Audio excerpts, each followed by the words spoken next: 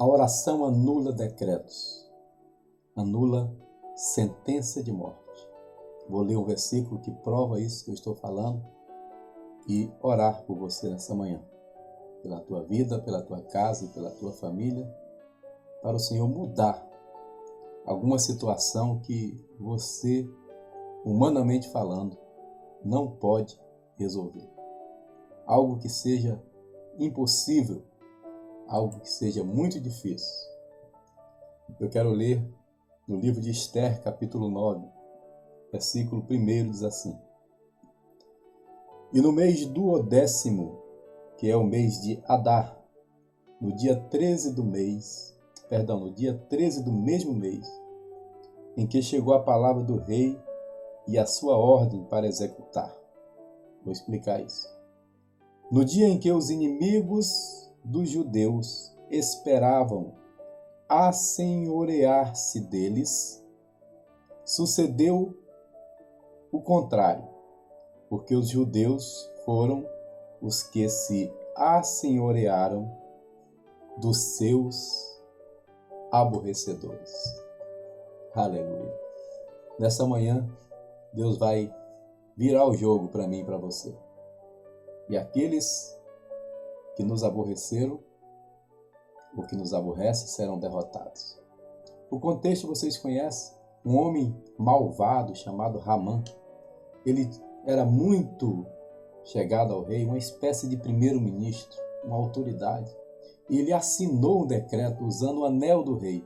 Era como se ele usasse hoje a assinatura eletrônica do rei.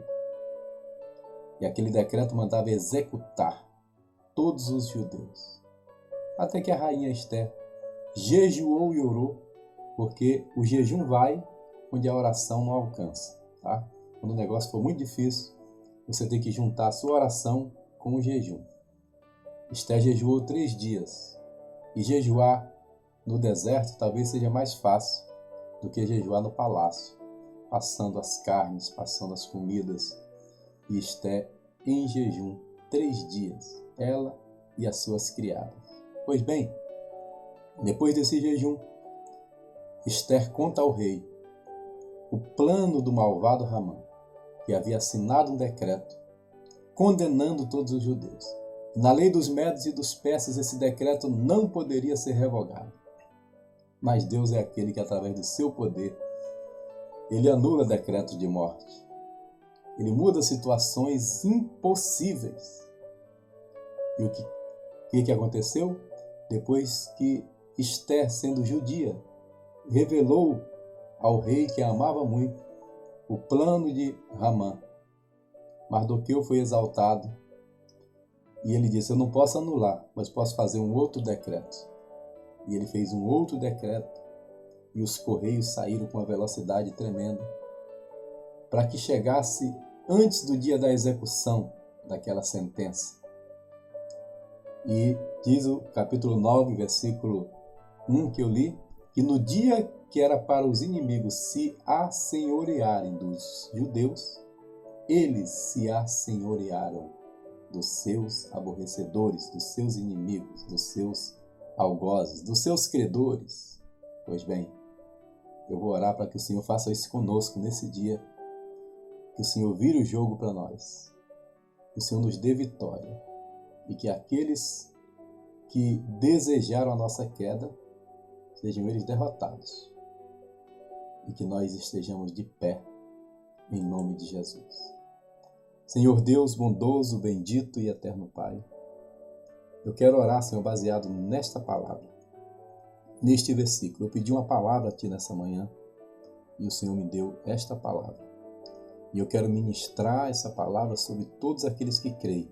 Existe um grupo de pessoas fiéis que tem ouvido, que tem visto essa oração e que tem orado comigo aqui de manhã, ó Deus, às 5 horas da manhã.